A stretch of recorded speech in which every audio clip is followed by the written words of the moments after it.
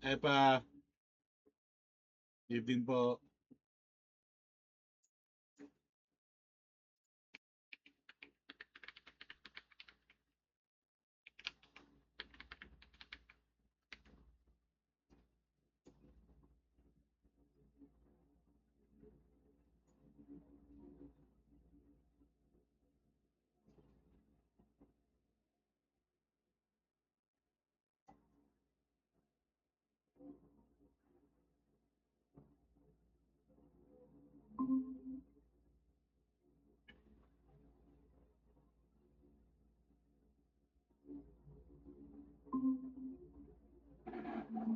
Hello, good evening po.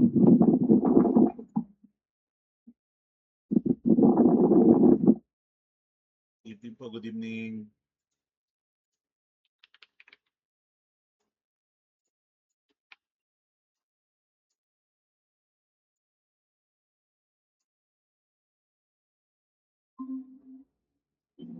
Okay, I think we can start Hello, na. everyone. Okay, I think we can start na. Alright. Magandang gabi po sa inyo lahat and welcome to Light of the Mountain Church of the Nazarene Thursday night prayer meeting. July 2, 2026. Pasensya po, nalipat lang po ang ating prayer meeting from Wednesday, naging Thursday. This week lang po to. Next week and the next is balik po tayo sa Wednesday. Yesterday po kasi nagkaroon kami ng month-end fellowship sa office. So, ginabi po kami. So, kaya natin na move po ang prayer meeting natin. So, aside from that, magandang gabi po sa inyo lahat at maraming salamat sa pagdalo at pag-join sa ating prayer meeting this week. So today is July 2, 2026. At kung meron po kayong, join na kayo. Kung meron kayong kakilala na gusto pang isali, isali po natin ang mga kakilala natin. Pa-share na lang po ng link para po sila ay maka-join din. At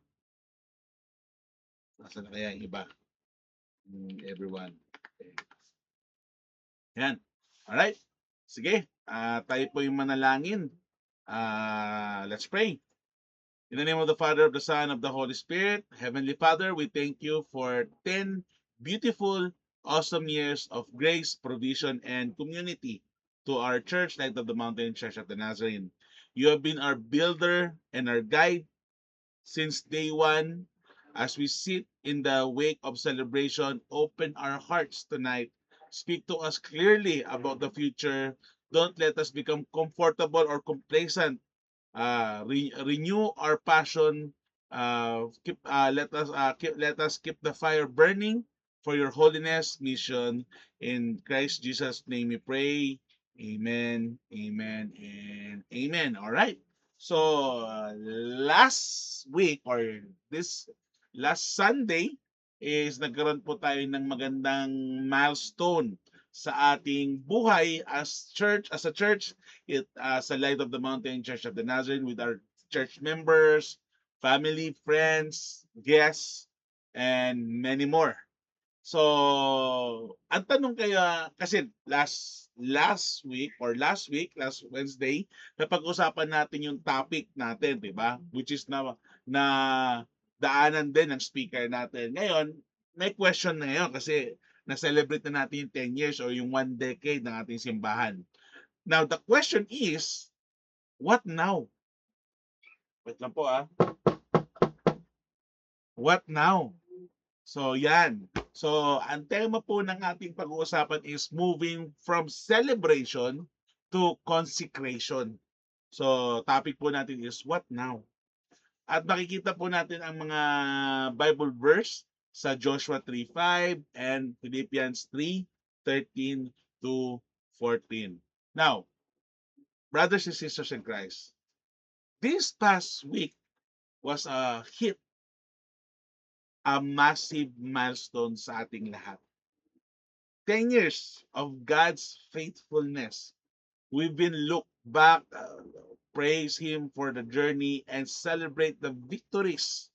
But as the banner comes down, yung mga tarpaulin natin na inano, at sa mga pag-set up ng mga bagay-bagay to celebrate that joyous and milestone ng simbahan. And the cake is finished. Ang sarap ng cake. Sayang may umubos daw eh. Konti lang to na iuwi. The question naturally surface, what now? Ano ngayon? Ano na ngayon? Oh, after mag-celebrate 10 years, 1 decade, ano na ngayon? What now? Milestone aren't finish lines, FYI. They are launching pad. Kung naalala niyo yung topic natin last week. So, we believe that God doesn't just call us to a moment of celebration, but to a moment of holiness and service. Yan ang pinapaniwalaan ng denominasyon kung nasan tayo at the Church of the Nazarene. So tonight, brothers and sisters in Christ, we look forward to the next decade, the next agenda, the next journey, the next step, asking God how can how we can deepen our devotion and expand His kingdom. Yan po ang ating tanong na dapat pagbulay-bulayan sa ating sarili. Are we satisfied in what's happening in our church for this past 10 years or this 1 decade? Siyempre, kailangan hindi tayo maging complacent or comfortable. Now is the time to launch to a new era. Kasi ito na po, papunta tayo sa 11th and to the next decade, 20 years. So ano ngayon, what now? Yan ang ating pag-uusapan. So I want to give you I think 4 points pala. I want to give you 4 points sa gabing ito. Now, the lesson is 4 pillars for the next decade. Yan po ang ating parang lesson na pag-uusapan. May 4 pillars tayo to prepare us for the next decade, yung pang 20th year natin. So, first pillar or point number 1 is look forward, not backward. Okay? Syempre, 'di ba, may kasabihan tayo na kung sino ang hindi marunong tumingin sa pinanggalingan ay hindi makakapunta sa paroroonan. Yes, tama naman din 'yon. Pero ngayon po, ang ibig sabihin na po ng to look forward and not backward ay ibig sabihin na is huwag mo nang masyadong i-dwell yung mga pagkakamali, yung mga lapses, yung mga naging limitasyon, yung mga pagkakamali, yung mga kasalanan, yung mga pagkukulang. But kundi ay tayo ay mag-focus sa future. Mag-focus tayo sa mga pwede nating gawin now for the greater and better light of the mountain, Church of the Nazarene. Makikita natin to sa Philippians 3:13-14 at tingnan natin kung ano bang nakalagay, anong ibig sabihin ng Philippians 3:13-14. Ang sabi dito, brothers and sisters, I do not consider myself yet to have taken hold of it, but one thing I do, forgetting what is behind and straining toward what is ahead. I press on toward the goal to win the prize for which God has called me heavenward in Christ Jesus. Now, anong konsepto nito? Ang konsepto nito is, kasi, diba, it is easy for a church hitting its 10th year to romanticize the good old days or rely on past success. Remember that Paul reminds us that a vibrant spiritual life requires training toward what is ahead. So, in other words, to be honest, yes, mahirap naman yung 10 years, pero, diba, parang yung 10 years na yun is parang trial run lang, diba? So, parang baby pa, bata pa. When I say baby pa, bata pa is, ito yung mga panahon na, wag tayo, marami tayong nangyari, dumami tayo, maraming nangyari, maraming napuntahan, maraming ginawa, marami nang naging kwento, naging history, naging lesson, blah, blah, blah, blah, blah. But those are the preparation stage eh. And now we are here to the adulting stage kasi parang 11 years old, papuntang 20 years old ka na. So parang teenager years ka na niyan, papunta ka na sa pagiging teenage or high school to college years, di ba? So, ano natin doon is, kailangan natin mag-push through. Huwag tayo maging kontento kung anong mga nagawa nating magaganda sa the past 10 years. kundi dapat iyon yung maging wake up or yung ano natin tawag dito, yung alarm clock natin or yung ano natin na, uy, kailangan nating mas galingan this year. Nagagets niyo po ba ako? Wag tayo masyadong mag-dwell kasi doon sa 10 years is tapos na, eh, 'di ba? Tapos na. So mag-dwell tayo ngayon sa future. Kung ano yung mga naging pagkakamali natin, syempre naging lesson na 'yon, dapat meron na tayong naintindihan at para mabago na natin sa susunod na 10 years. Yung mga pagkukulang, pagkakamali, yung mga hindi naging focus, nanlamig, nawala, is hindi na tayo dapat mag-dwell doon at mag-dwell tayo ngayon to the future, to the what's ahead. Yun yung bigyan natin ng pansin, ng time, ng effort. Huwag na natin ano yun natin kasi the past is the past, eh. Kaya sabi nila is the past is past or past is history, the present is the gift, and yung future, ano ng future is a mystery. So yun yun. So we honor the 10 years, but we do not count there. Hindi doon nagtatapos ang light of the mountain. God has new people for us to reach. Marami tayong di pa nare-reach na mga kapitbahay sa loob ng Santa Elena. Yung mga kapitbahay natin dyan within the church walls. When I say church wall, yung kapitbahay na kaya kinakaibigan ko yung mga kapitbahay natin.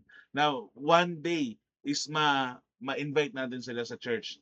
If you remember, Pastor Andy said, kung meron daw tayo, kunyari, Father's Day, Mother's Day, Grandparents' Day, or whatever day it is, may celebration sa church, we should invite those people, yung nasa community natin, invite natin sila so that they may be part of the church. Nagigets niyo po ba ako doon? Yun dapat yung binibigyan natin ng emphasis. And kasi sila yung nandun sa church, nandun sila community, so sila yung malapit, di ba? So dapat natin bigyan sila ng priority or ng ma-invite natin sila at maisama natin sila kung meron tayong mga gawain sa simbahan. Katulad Christmas party, may birthday, may event ang youth, may event ang seniors, may event ang church, may celebration ng church, dapat ini-invite natin mga yon because God is giving us the opportunity to reach new people. When I say new people, yes, they are new kasi hindi pa natin sila na-i-invite sa loob ng church, eh. Hindi lang po yun, new ministry to launch. Yung NYI, ewan ko ano nangyari sa NYI, pero yung NYI, diba, maano natin ulit, yung praise and worship, yung stewards, yung men's, women's, yung kids. To be honest po, kawawa tayo. Kawawa ang Light of the Mountain because di tayo nagfo-focus sa kids. When I say di tayo nagfo-focus sa kids, hindi natin pinapahalagan yung mga bata kasi wala tayong programa para sa bata. Walang may kusang loob ba, walang initiative. Lahat gusto ipasa kung kanino, lahat nahihiya, lahat ayaw, lahat sila na lang. Wala. So, yun ang pagkukulang natin, 'di ba? So, alam na natin yung mga limitasyon, kakulangan at mga pagkakamali natin nung past 10 years, and now we're going to the next 10 years. Kailangan is maiayos natin ang mga iyon. And syempre, deeper spiritual depth for us to plunge into. So, yun dapat maging excited tayo on what's ahead. Dapat magkaroon tayo ng heart na Lord, gusto kong magpagamit sa iyo. Kaysa Lord, wag na lang po o sila na lang po. Yun, diba? Dapat maging tayo, excited tayo for the ministry for God. Kay Lord naman lahat to, eh. So, diba? He's the Alpha, the Omega, the beginning and end. So, dapat bigyan natin. We look forward, not backward. Hindi dahil kinalimutan na natin yung mga nangyari, kundi naging lesson na natin yun para ikatapult tayo para mas maging better Light of the Mountain tayo. Naintindihan niyo po ba ako doon? Wala si Faye. Ayan. So, yon. Pillar number 2, consecrate yourself anew. Makikita natin to sa Joshua 3:5. Ang sabi dito, Joshua told the people, consecrate yourself for tomorrow the Lord will do amazing things among you. Excited ba kayong magamit ng Panginoon and to do amazing things in your life, in your finances, in your skills and talent, in your time, in your community, in your family, in your church, in your work, in your ministry? Excited ba kayong magamit ni Lord or natatakot kayong magamit ni Lord o nahihiya kayong magamit ni Lord? Yan dapat ang kalimutan natin at itakwil natin yung ganyang mga mentality. Dapat excited tayo magpagamit kay Lord. Huwag tayong mahiya. Sabi nga sa Bible, kung sino man ang ikakahiya ko rin siya sa Ama. Huwag tayo maging passive. Dapat maging active tayo. Dapat meron tayong initiative. Kapatid, wala yatang nagmamanage ng kids. Baka pwedeng, kahit di ako magaling, ay pwede ba akong magpagamit kay Lord para sa kids, di ba? Lahat pinapasa eh. Ako na, hindi ako marunong yan, hindi para sa akin yan. Sino nagsabi sa hindi para sa iyo yan o hindi mo skill yan? Eh si Lord ang magbibigay sa iyo ng kakayanan upang malagpasan yung problema na to. Marami kasi ako nakikinig, hindi ko gift yan, hindi ako marunong dyan. Hindi ganun ang mentality na in love kay Lord. Ikaw pag na in love ka, anong ginagawa mo? Kahit hindi ka marunong, kahit mahirap, kahit nakakatakot, anong ginagawa mo? Patuloy ka pa rin. Tama? Diba ganun pag in love ka? Kahit mahirap, kahit nakakatakot, kahit wala kang pera, katulad naalala ko, wala akong pera, pero gusto ko makita si Faye. Summer yun eh, gusto ko makita si Faye kasi na-miss ko siya. Na-miss ko siya. Mag-boyfriend, girlfriend pa lang kami. Or hindi pa pala kami boyfriend, girlfriend noon, nanliligaw pa lang ako sa kanya. Talagang in love ako kay Faye. Ang sabi ko, wala akong pera, paano yun? Hanggang sa nag-decide ako, sige, may konting pera ako, bahala na lang si Batman. Ang sabi ko, so, sumabit ako sa jeep papuntang bayan. From bayan, nag-jeep ako papuntang Santa Lucia. Santa Lucia, papuntang San Mateo, gitnang bayan, nilakad ko. More than 4 hours. Nakilala ko si Manong Fishball, si Ate Tindera. Nakapaglaro ako ng basketball. Nanalo ako sa basketball. Nanalo ako sa abanse ng basketball. Kinain ko kay Manong Fishball kasi nagutom ako. Hanggang sa nakapadpad ako sa San Mateo, gitnang bayan. Nagkita kami ni Bads, kapatid ni Faye. Binigyan ako ng pera parang tinrit ako sa Julie's Bake Shop ng tinapay kasi nakita niya na akong haggard na haggard. At sinabi sa akin, di ba, in love ako, kaya kahit pagod, kahit walang pera, kahit natatakot ako, naglakad ako, pero to the sad part, hindi kami nakita ni Faye kasi naglalaba daw siya. Pero nalaman ko na lang after years na hindi naman siya naglalaba. So ano nangyari? Malungkot ako from San Mateo, gitnang bayan, dumiretso ako sa Montalban. Naglakad ako papuntang Montalban doon sa kaibigan namin, ang kaklase na si Dana Rose. Pinakain ako, binigyan akong pera para makauwi naman ako ngayon sa bahay. Hanggang ngayon hindi ko pa nababayaran yon. Pero sinabi ko naman kay Dana Rose nung nagkita kami noon, babayaran ko pa ba yung utang ko sa'yo? Hindi na yun, kuya, hindi na yun, okay na yun. So, nagpapasalamat. So, in short, ba't ko nakwento yon? Pag in love ka, kahit mahirap, kahit nakakatakot, kahit wala kang kakayanan, is gagawin mo pa rin yung dapat mong gawin. Wait lang po Hello, good evening. Hello, good evening po.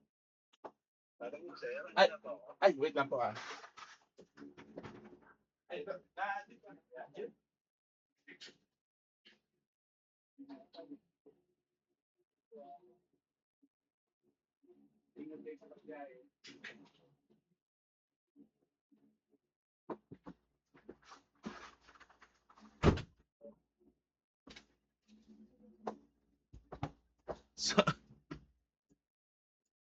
sorry. May konting may side konti. So, yun. 'Di ba? Ganun din dapat tayo kay Lord. Kasi kung in love ka kay Lord, kahit di ka marunong, kahit nahihiya ka, gagawin mo kasi in love ka kay Lord. To be honest, ako po mahiyain ako. Alam ni Mami yan, mahiyain ako kasi na-stage fright ako eh. Hindi ko kaya mag-report sa harapan ng stage, hindi ko kayang mag-ano sa stage kasi mahiyain ako. Kaya nga natalo ko sa Quiz B kasi nag-stage fright ako eh. Naano ko sa Quiz B nung ako'y elementary pero dahil nga sa takot ko, pati Math B pala, Math B pati Quiz B nasali ako. Pero dahil nga nasa harapan ng entablado na nahiya ako na stage fright ako, hindi ako makasalita, hindi ako makaano kasi mahiyain ako. Pero para kay Lord, naging extrovert ako. To be honest, walang naniniwala sa akin introvert ako. Walang naniniwalang mahiyain ako pero alam niya na nakakakilala talaga sa akin na mahiyain ako noon. Kumapal na lang talaga mukha ko para kay Lord. So, yun yun. Alright? So, yun yung gusto dapat pag in love ka kay Lord, hindi ka mahihiya magpagamit sa Kanya. So, ang konsepto kasi nito, concentrate yourself anew, nasa Joshua, makikita na Joshua 3:5, before Israel crossed into their next season. Ano yun? After niya lumabas sa Egypt, di ba nagkaroon ng Exodus. Alam niyo po ba ang ibig sabihin ng Exodus is the escape, the great escape. Ano yung next season nila? The promised land. Joshua did not ask them to sharpen their sword or build strategies. He asked them to consecrate themselves, to set them apart completely for God's use. Ganun po dapat tayo. Huwag natin sabihin na hindi ako magaling, nahihiya ako, hindi ko alam gagawin ko, hindi para sa akin yan, hindi po gift yan. Hindi po ikaw ang magde-decide yan, si Lord. Ang ano lang sa Lord is ikaw is ready magpagamit sa Kanya. Kaya yung mga narinig ko, hindi ko gift yung sa bata, hindi ako marunong sa music. Hayaan mo si Lord ang mag-equip sa'yo. Because God will use you if you want to be used for God. Ano ba ibig sabihin ng consecrate?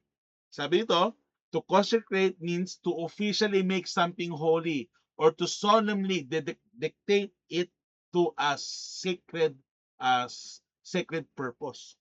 Yun ang ibig sabihin ng consecrate. So, to set them self apart, tayo mga Kristiyano, is dapat we consecrate ourselves para kay Lord. Kung kaya mo magtagal sa TikTok, sa YouTube, sa Facebook, sa mga games, sa chismis, sa marites, at kung ano ng mga bagay, dapat kaya mo ring magbigay ng oras para sa Panginoon. Remember, church, that we need to pray and read the Bible daily. Kasi yan ang nagbibigay sa atin ng nourishment spiritually. Now, anong connection to sa holiness? Kasi kung di nyo alam, ang Church of the Nazarene po is parte ng holiness movement. Evangelical tayo, which is under the holiness movement. As a holiness movement nga, we believe in entire sanctification. The great cleanses, that God cleanses our heart from sin and fill us with perfect love for Him and others. What now? Ma? Yun yung tanong natin kanina pa what now? It means offering ourselves entirely to God again. Ibilik natin yung sarili natin, skills, talent, finances, time, effort, commitment, life natin pabalik ulit kay Lord. If we want to see God do amazing things in our church, in our community, in our family, today, tomorrow, or diba? Today or tomorrow, we must deepen our holiness today. How can be holy? Diba? Sabi nga, for all have sinned and fall short for the glory of God, for the wages of sin is death, but the gift of God is eternal life. Paano tayo magiging holy kung makasalanan tayo? Kaya nga papasok doon yung entire sanctification. We are justified by grace, by our faith, by the blood of Christ through the cross when we accept Him as our Lord and Savior.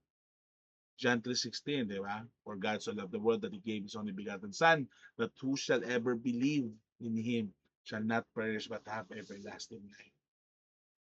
That's point number 2. Or pillar number 2. Next is pillar number 3. Church, we must deepen our identity as a sending body. Hindi po tayo napunta sa church upang umupo lang. To be honest, maganda worship natin, tama? Yung anniversary natin, ang ganda ng worship natin, di ba? Tama po ba? Maganda ba worship natin? O after that, what now?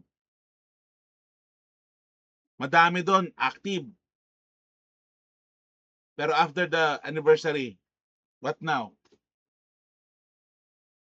I'm not saying this para to insult anyone or to anyone, but I'm here to say it as a wake up call sa atin. Baka magaling lang tayo sa mga ganung bagay at hindi natin kasi 'di ba ang anniversary once a year lang. Ang importante hindi lang naman anniversary talaga. To be honest, hindi importante yung anniversary. Ang importante po yung every Sunday, every day natin, yung lifestyle natin every day throughout papunta dun sa anniversary na yon. Naalala niyo yung sinabi ng ating guest speaker na si Dr. Benjamin. Huwag tayong masanay na parang puno na walang ugat. Bakit? Baka puro puno lang tayo, puro branches lang tayo pero wala naman tayong deep rootedness. Pag binagyo tayo, lilipad tayo, babaksak tayo.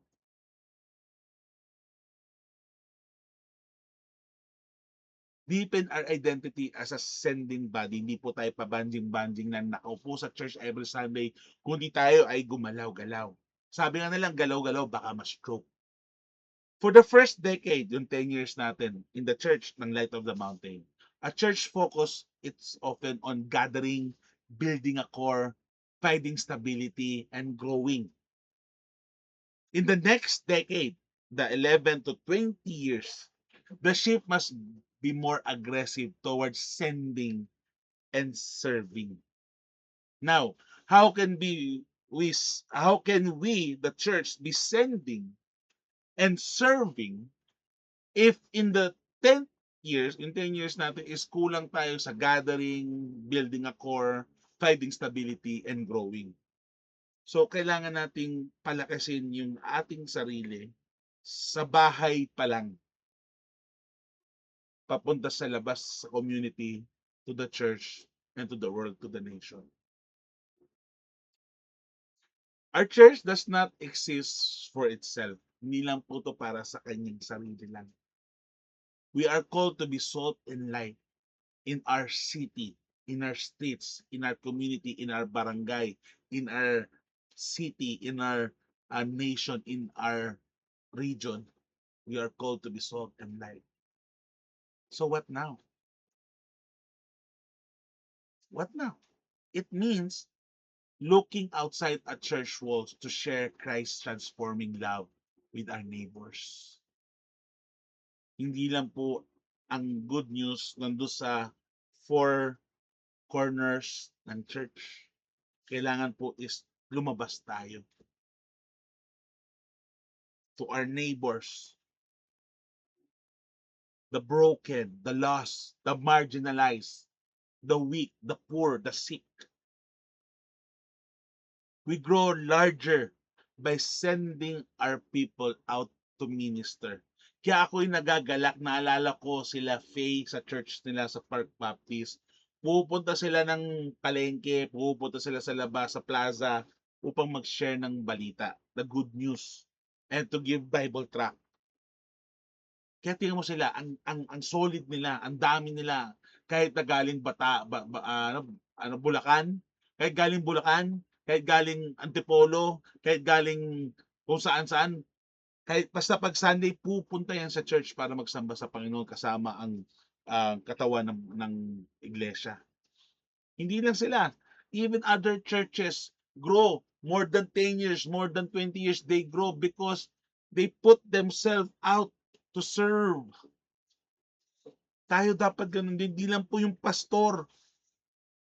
Hindi lang po yung pastor. Dapat nga yung pastor nanguuna eh. Pero hindi lang dapat yung pastor. Dapat the whole church, the whole body of Christ move in serving others. Tandaan natin that Jesus Christ came to this world to serve and not to be served. We grow larger by sending our people out to minister. Kasi hindi po tayo lalaki as the church. Magiging ganyan lang tayo kakonti sa simbahan natin if hindi tayo gagalaw at magsasabi at magsasalta at magbibigay ng magandang balita sa labas ng simbahan. It's not about, ay palakasin muna natin yung local natin. Hindi na tayo punta doon eh. Wala na yun eh. Now is the time to go out. Kung sino lang ang nandyan, kung sino ang willing, basta may magpagamit para kay Lord. Yan dapat. And I hope and pray that the church has the heart to serve other people.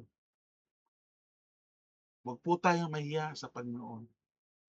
Magpagamit tayo sa Kanya. Last but not the least na pillar sa lesson natin, guard the faithfulness of the next generation. Dito po tayo nagkakaproblema. Hindi ko alam kung kailan dapat kong sabihin to or pwede kong sabihin to.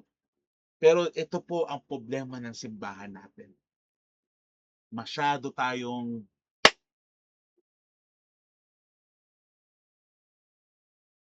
close-minded.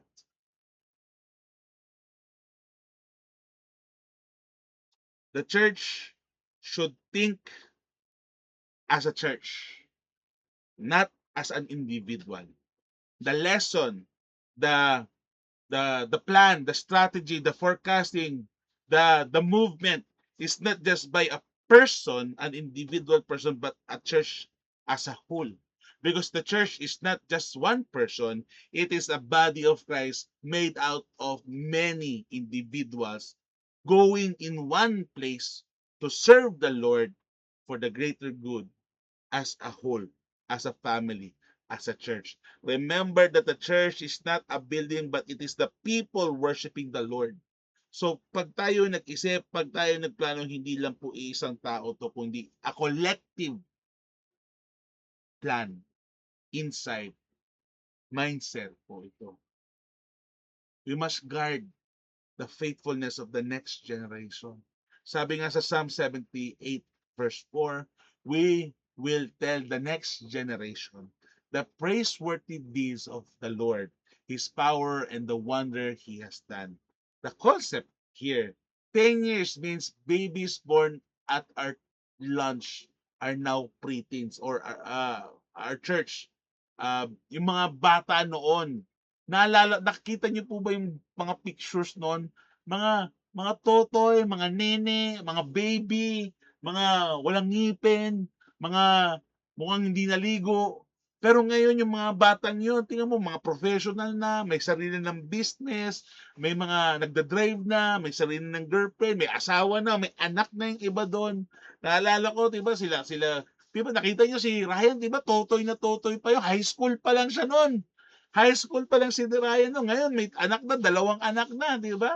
Si Elizabeth, ano, baby pa si Elizabeth noon, bata, parang Thea lang yun. Ngayon, 'di ba, ano na siya? Si Andre, ano pa, baby lang si Andre, ngayon ano na, ang kapal na ng mukha eh. What I'm trying to say is, yung mga bata na to, kailangan nating alagaan, bigyan ng importansya because now they are teens. At yung mga teens na yun magiging youth. Yung mga youth na yun magiging adults. Yung mga youth nga natin ngayon, dahil sa pagiging adulting nila, bira mo na lang makita sa church. Kasi sobrang busy sa pagiging adulting nila. Yung matatanda na, yung mga seniors na. Yung mga seniors is naging legends. What I'm trying to say is the kids is our next generation. Yung kids magiging teens, yung mga teens magiging youth, magiging adults, yung mga adults magiging seniors. A vital piece of our what now is intentional discipleship. Kaya maganda yung kay Pastor Andy, pero dapat may schedule para hindi pwedeng biglaan. Para talagang, 'di ba? Dapat nga Sabado ginagawa yan, di Sunday. May Bible study dapat tayo, pero ang ginawa natin sa church natin, pinagsama natin yung Bible study sa prayer meeting, which is hindi po talaga dapat yun. Ang prayer meeting, less than 30 minutes to basta 1 hour, within 1 hour dapat tapos na lahat. Kasama na yung kamustahan doon, pati more on dasal. Pero because ang hirap hagilapin ng mga tao, ang hirap i-invite ng mga tao, pinagsama natin yung Bible study pati prayer meeting. Yan po ang katotohanan. Kaya kung mapapansin nyo, matagal talaga prayer meeting natin kasi may Bible study na nga po. Paano? Mas importante ang ibang bagay. Ako rin may kasalanan din ako diyan. It's not hindi po ako ano diyan, hindi ako makaka-evade kasi ako mismo may problema rin ako sa mga ganyan. Kaya nga I always pray to the Lord. Minsan nga hindi na ako nakaka-devotion dahil sa dami na nangyayaring chuchu sa buhay natin eh. Pero pag ako nagkaroon ng time talaga, I go back to my devotion para kay Lord. The church need to have an intentional discipleship. We must pass the torch of holiness, theology, passionate worship, and sacrificial living to those coming behind us. Yung mga bata, tinuturuan na dapat natin. Ensuring the fire does not die on our watch. Kasi kung ang bata po, sila Andre, sila Ryle, sila Aubrey, sila Ryle, sila Thea, hindi natin matitrain, paano yan pagdating ng youth nila, kids nila, pagiging pre-teens, or paano pag naging youth na sila? Paano yun? Di wala na, mamamatay na yung church natin, mamamatay yung light of the mountain. Kasi lahat, mga matatanda, yung may mga youth, naging busy na sa pagiging adults nila. Yung mga adults, naging busy sa mga, ano ba pinagbibisi ng mga adults natin? Mga sakit? Yeah? Kailangan natin, kung gusto natin tumagal ang Church Light of the Mountain for the next 10 years or the next decade, we must invest our time doon sa mga nasa likod natin. Mga leaders. Maganda ginagawa ng Board of Steward. So I applaud Board of Steward, kila Mami, kila Nanay Connie, kila Ate Mila, kila Tita Mildred, kila Nanay Teresita. Sana nandito rin sila. Yung iba nandito, yung iba wala. Kasi merong ginagawa. Don't you know that they are praying every day at 3 p.m. Nagpipray sila. Dapat ganun din tayo. Magkaroon tayo ng something for the Lord. Maging excited tayo for the Lord. Magkaroon tayo ng burning desire to seek God's face and to live out what God expect us for to glorify Him better. Sa bahay pa lang po dapat nagre-ready na tayo. Read your Bible, pray every day, and you'll grow, grow, grow. Now, Light of the Mountain Church of the Nazarene, 10 years ago. Oh, di ba? History na eh. Naka 10 years na, nag-celebrate na tayong 10 years. So, 10 years ago, God started a good work sa simbahan natin. Ang history kasi ng church natin is, hindi po talaga dapat church ang nandiyan sa Santa Elena. Ang plano talaga dyan is studio, music studio, computer shop, at na may konting tindahan. Yan ang plano dyan sa church natin because that is my house. Bahay ko po yan sa Pag-ibig. Ang plano ko, kumita ng pera. Pero lo and behold, God is awesome and He moves in a mysterious way.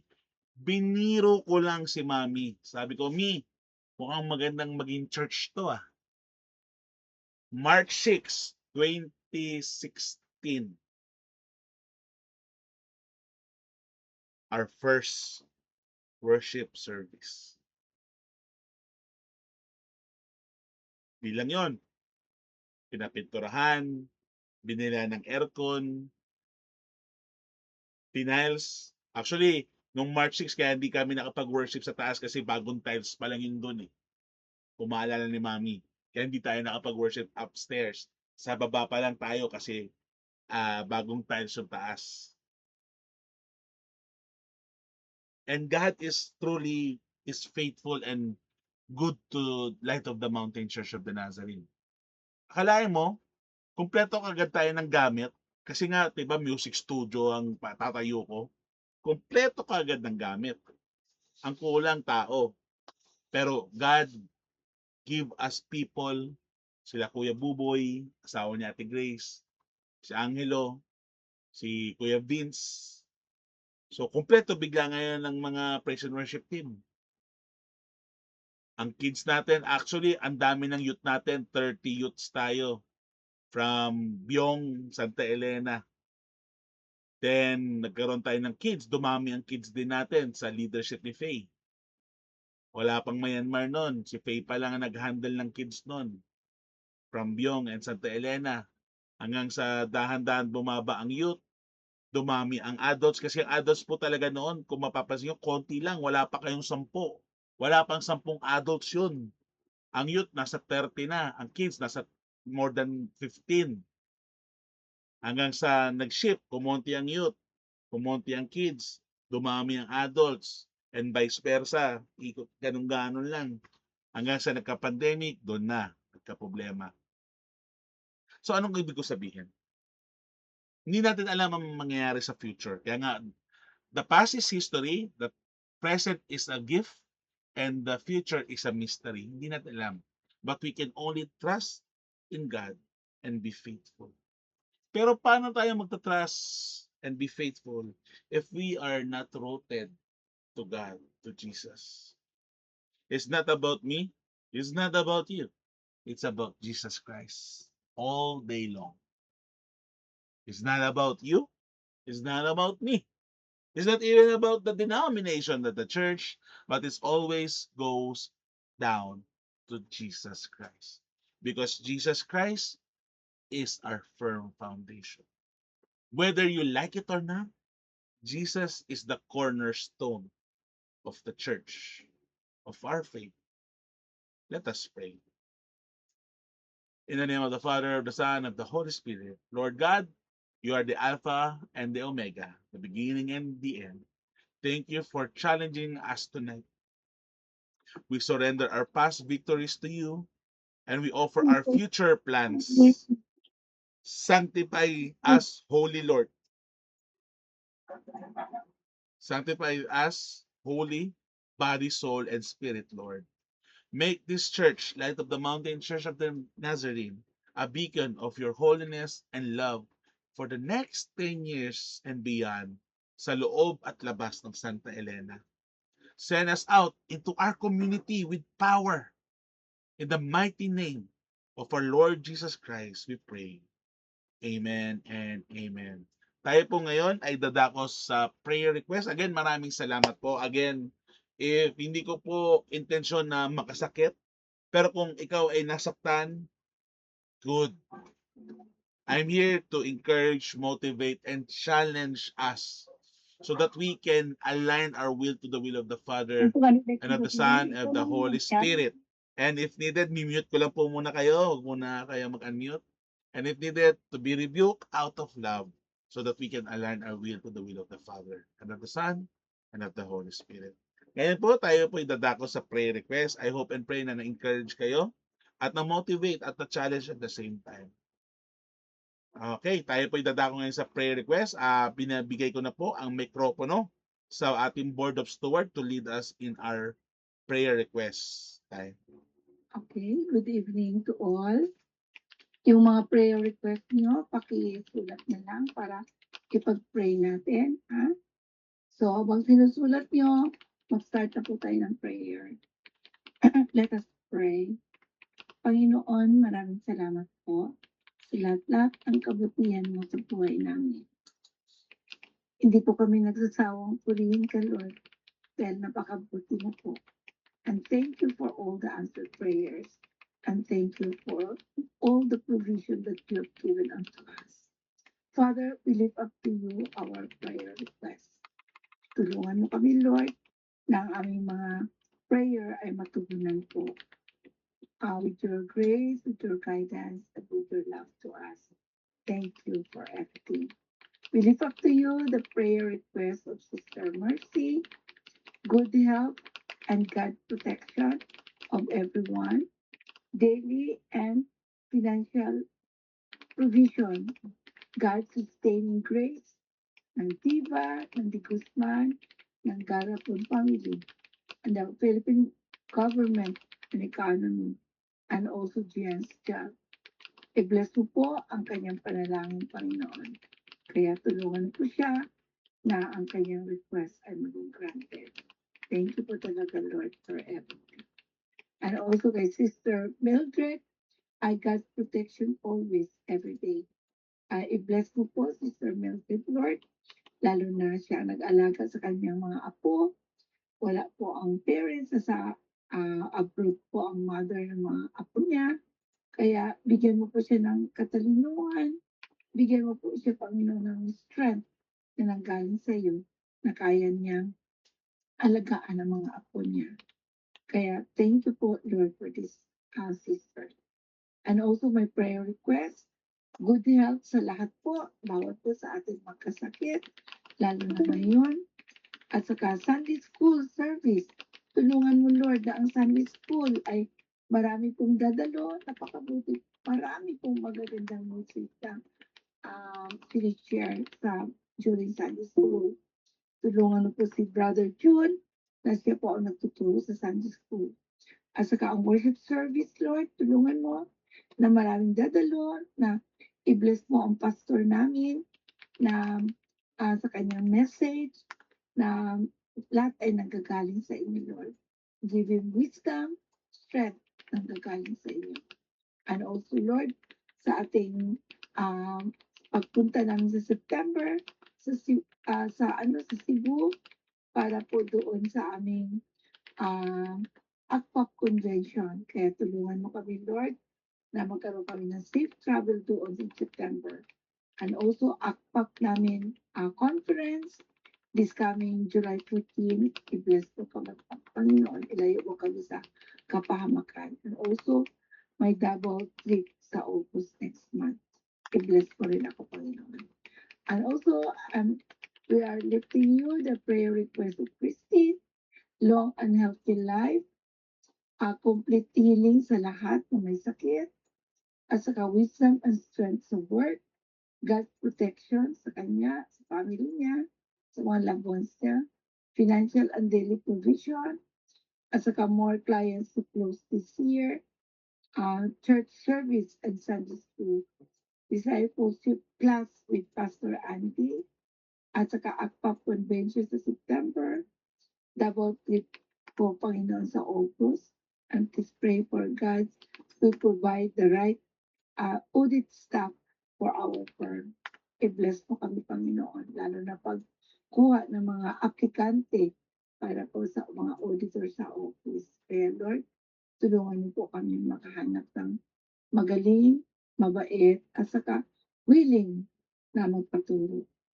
Ang prayer request po ni Sister Connie, Lord, good health sa family. Bless mo rin ang sister na ito, Lord, na malayo din sa kanyang family. Tulungan mo siya, Panginoon, na maitaguyod niya ang family niya kahit malayo siya. I-bless mo ang health niya, Lord. Tulungan mo siya na hindi magkasakit. And also, prayer request po ni Pastor Mickey ay complete healing, na ang papayat journey niya ay magiging maayos, Panginoon. Nag-start na po siya magpapayat. Kaya tulungan mo siya. Tulungan mo siya na magkaroon ng courage na gagawin talaga ang mga hindi nakakainin ng bawal, maayos niya ang kanyang diet, Lord. Kaya, Panginoon, wala pong imposible sa inyo, Panginoon. Kaya kumakapit po kami para matugunan ang aming mga dinadain. And also, blessing sa pag-aaral ng mga bata, mag-ugali ng mga bata, lalo na si Andre, tulungan mo mapalaki nila ang kanilang anak, Panginoon, na may takot sa Diyos. Kay Lord, i-bless mo si Faye at saka si Mickey na kaya nilang i-raise ang children nila, Panginoon, na malapit kay Lord. Kaya, Panginoon, tulungan mo rin ang si Faye na mag-aaral para makakuha ng board exam, and also si Mickey sa kanyang masteral. Kaya tulungan mo na matupad po ang kanyang mga panalangin, Panginoon. At saka prayer request po ni Faye, daily provision, wisdom, family link event ng July 18. I-bless mo to, Panginoon, na maraming dadalo, magiging successful, at saka maraming magpo-contribute po sa araw na yan. sa affair na yan. Kaya tulungan mo sila, Panginoon. At saka, good weather, na sana magiging good weather po ang July 18. Kaya Panginoon, maraming salamat po sa lahat-lahat, Lord. At saka ang sister namin, Sister Tina, saka si Eileen, i-bless mo rin, Panginoon, ang sister na to. Tulungan mo sila, Lord. Bigyan mo sila ng provision ang gagaling sa inyo. Katalinuhan ang gagaling sa inyo, Lord. Wisdom ang gagaling sa inyo. Saka good health, Panginoon. I-bless mo po sila, Panginoon. Kaya, Lord God, hindi po kami nagsasawang humingi ng tulong sa inyo because you have said in your word na tutulungan mo kami, you will never forsake us nor leave us. Kaya, Panginoon, kumakapit po kami sa inyo. Maraming salamat po. In Jesus' name we pray. Amen. And amen. Panginoong Hesus, pinupuri ka namin at sinasamba. Maraming salamat sa katakilaan at kabutihan mo na pinagkakaloob palagi sa amin, Panginoong Hesus. Gabayan niyo po kami lahat, Panginoon, na magkaroon kami ng oportunidad to grow deeper and rooted in your word, in your name, Panginoong Hesus. Lord, pinupuri ka namin, Lord, at binibigay namin pabalik lahat sa iyo, Panginoon, dahil ikaw ay karapat-dapat purihin at sambahin. Lord, you have heard our cry, you have heard our plea, you have heard our request. Ibinibigay po namin ito lahat sa inyo, Panginoon. May your will be done, Panginoong Hesus, at huwag niyo kami papabayaan, Panginoong Hesus. Gabayan niyo po ang bawat isa sa amin, lalo na nga nandito, nakasama namin, Lord, as we pray as a church, as we pray as a family, pinupuri ka namin at sinasamba. Maraming salamat sa mga buhay ng mga tao nandito. Gabayan niyo po sila at huwag sila papabayaan. Lord, purihin ka, Panginoon. Maraming salamat. In the name of the Father, the Son, and the Holy Spirit, in Jesus' mighty name we pray. Amen, amen, and amen. God bless you po. Good night at maraming salamat po. See you this Sunday. Bye-bye po. Maraming salamat po. Sa God bless Sister Ah. Elaine. Kumusta ka na? God hello, bless. hello. Magandang gabi sa Okay iba. po. Good night At po. saka si Angelica. Good night, Angelica. Good night Sister and God Mercedes. bless. Good night. Good night, everyone. Sister Connie. Bye-bye po. night. God bless.